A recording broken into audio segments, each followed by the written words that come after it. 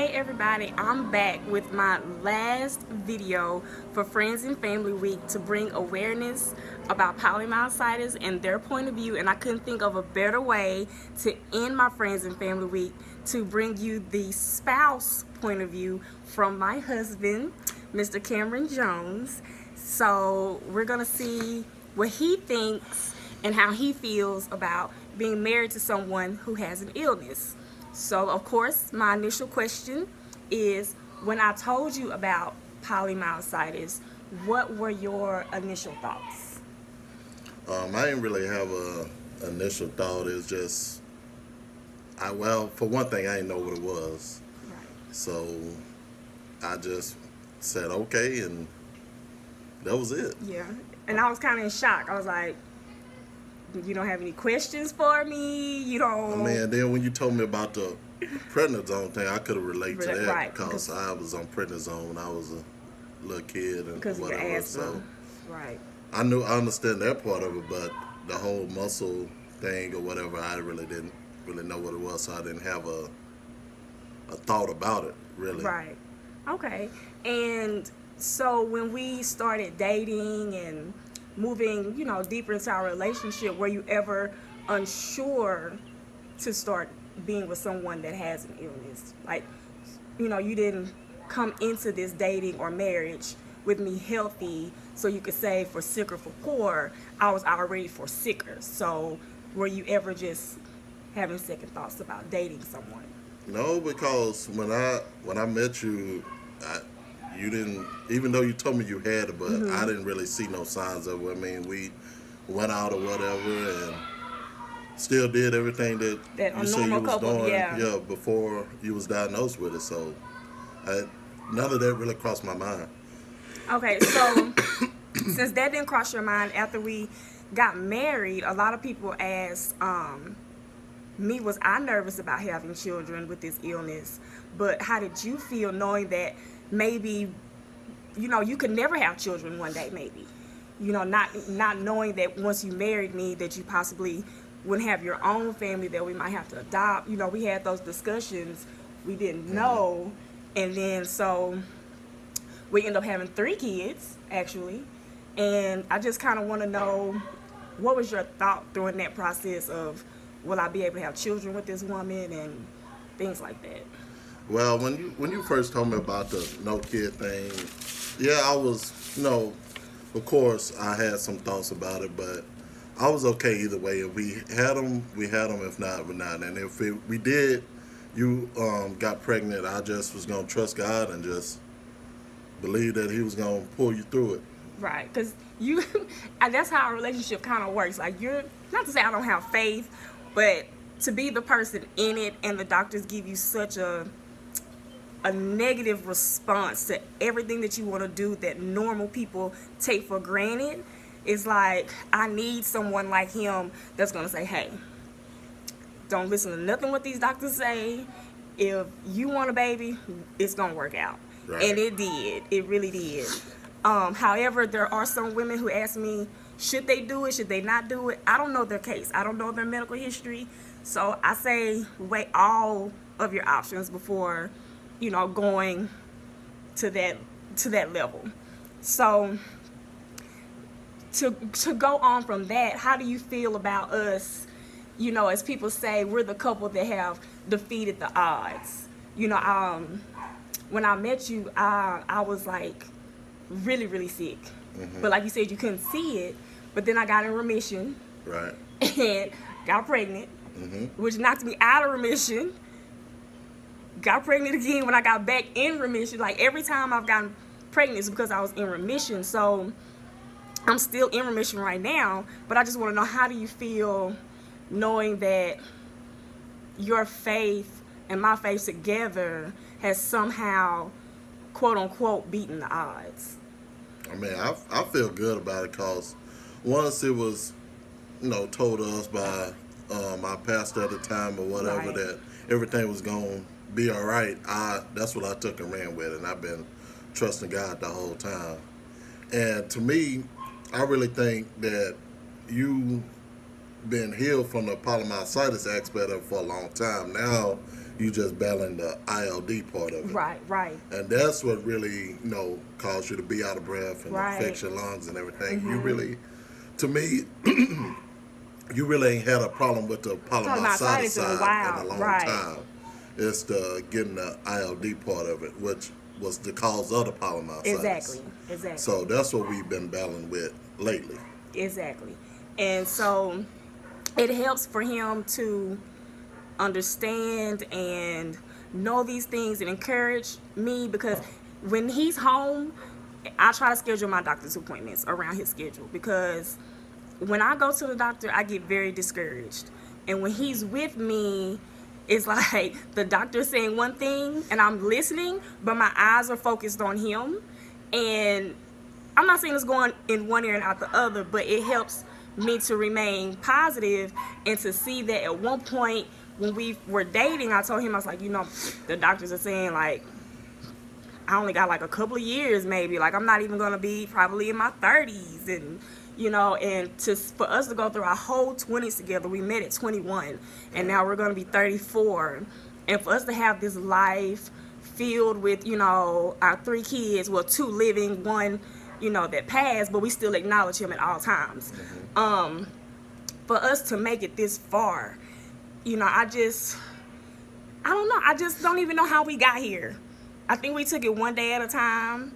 And I've always spoke about how I thought nobody would want to be with me because of this illness. Because, a lot of people are like, what? That ain't what I signed up for.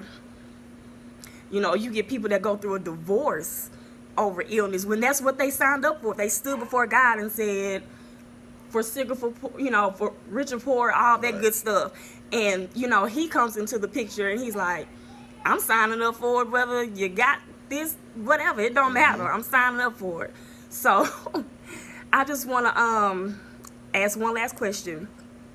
What encouragement do you have for someone that is in an illness, that is looking for love and think nobody wants them?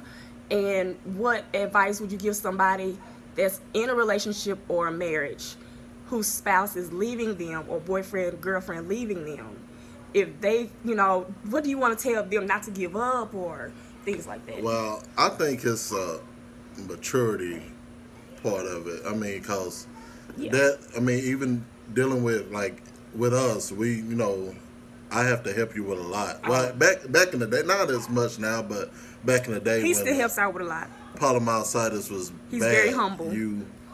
I had to help you with a lot, like even so much as getting out the tub or whatever. Yeah. So I mean, to me, like I said, it's a maturity thing. If somebody, everybody can't handle that. So with me, I was like, well, if that's what you got, I mean, I'm gonna deal with it, cause I really believe that you was the person that God put in my life. So if that's the person that God put in my life, I have to accept that and, deal with it, everything that come with it. And I mean, all these years, I think we've been doing pretty good. I mean, we had our ups and downs or whatever, but all the good outweighed the bad at the end. Right.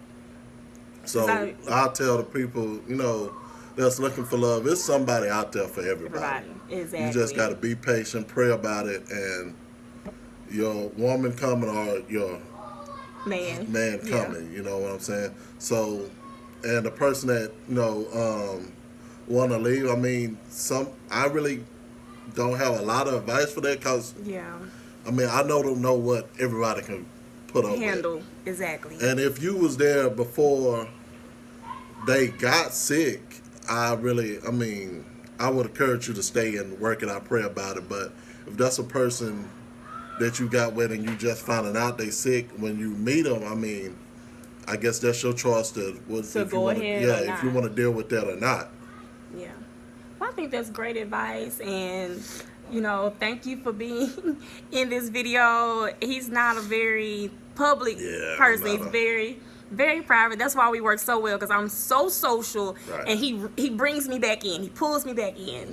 And so, but like I said, I just want to say thank you for everything you've done for me over the years. I don't even think there's any words or definitions, anything that I can actually say, and supporting me through this whole process of wanting to bring awareness, because I literally had a dream and was like, God told me that there are so many people out there with this disease right now, and they have no idea that they have it. They're just pushing through and pushing through and pushing their body, and I just didn't want them to end up like me. You know, I pushed and I pushed, and I literally was a vegetable, literally. And I did not want that to happen for anyone else. And for so long, I was in silence. And over the years, he was like, you need to tell people your story. You need to do it. And I was just like, I just want to be normal. I don't want to be out there like that.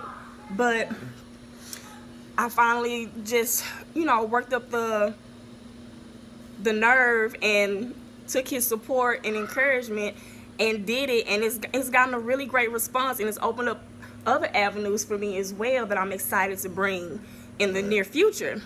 So I guess with that being said, May is over.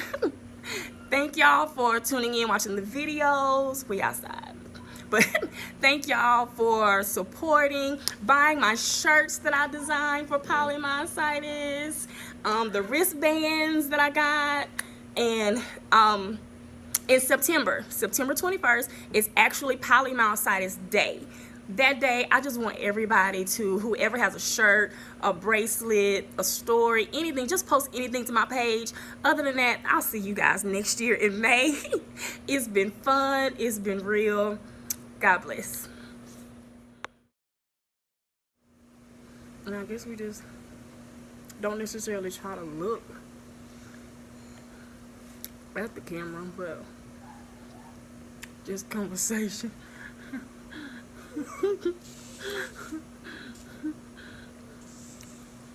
Because when I be looking, I'm looking at myself and I need to be looking. Okay, I'm looking at the dot. Does it look like I'm looking straight? If I'm looking at the dot, it look like I'm looking off. Yeah. Just to look at myself. Yeah. I hate this ball, man. Who even? I can't even see it, Cam. Because I'm doing this. Move your finger. Yeah. Well, I know I can't sit up straight. Wow. Because I might just cut his head off. So I have to sit low. Kind of slumped over. I See, cut when your I do head that, off and you now I sit up straight like shorter that. than me. Because I'm closer to the camera than you. If I was sitting in your spot, then it would get all of me. Do you want to trade? Nothing. Do you want to trade? Nope. It ain't got nothing to do with nothing. Cam, look. Now it's got all of me. If I sit up, look. See what I'm saying? I guess. Do you want to trade? Nope. I'm comfortable in my spot.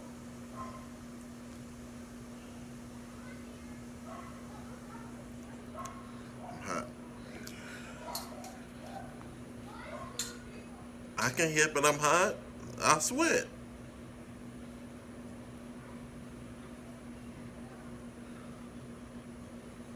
There's the disease about sweating. What? There's a disease about No. people sweating. How you know? I can be one of the first. That's history.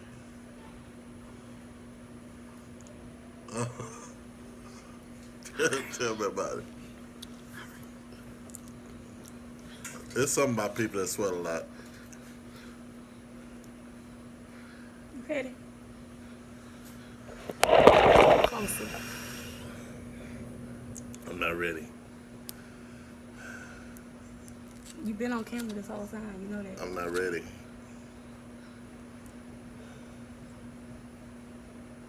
It's just these questions, man. What question did you think about them? Do you need to read them? Yeah, I done read them. That's what I'm nervous about. How are you nervous about that? You can't block my face out like they do on First 48. I don't know how to do that. Can I put this towel on my face like this? You can start out that way if you want.